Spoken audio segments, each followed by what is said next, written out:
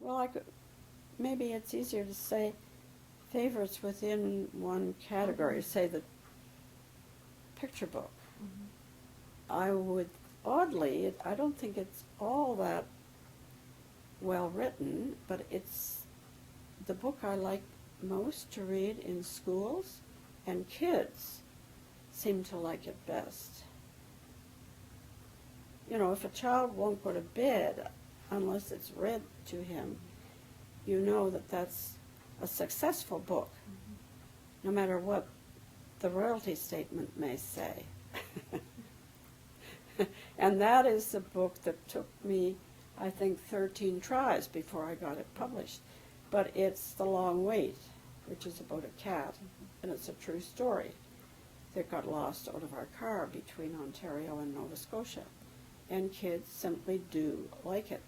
And I think as a result, it's my favorite book for that age. I think in the middle years, I think Oliver's Wars is, for various reasons. It takes place in Halifax, and I like that fact. I even know this house he lives in. He lives in a blue house, and there actually is a blue house on Bland Street. I have no idea who owns it, but when I pass it, I kind of think, there's Oliver's house, although it is his grandfather's house.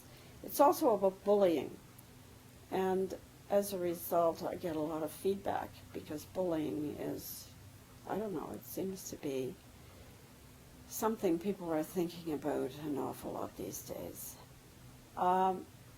In the later books, which are crossover books, in my opinion, I think probably The Leaving, but The Leaving was written absolutely as an adult book.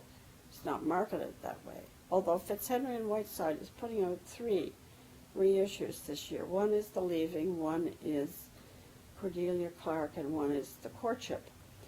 And they're not saying what they are. They're just reissued books.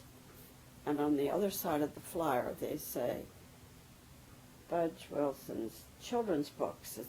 They almost say that the others are adult books, but don't quite do it.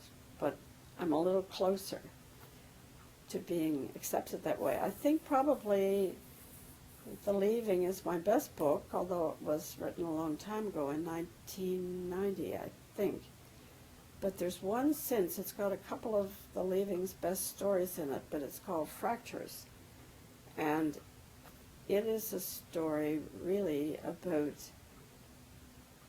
mildly or severely dysfunctional families. And I think there's a lot of thinking about that now. I certainly think about it a lot now. In fact, I wonder sometimes if there is such a thing as a functional family. I mean, completely functional. There've got to be some cracks somewhere, and that's why I call it fractures. I'm not saying break or broken. There are cracks, and sometimes bad ones. And I liked writing the book.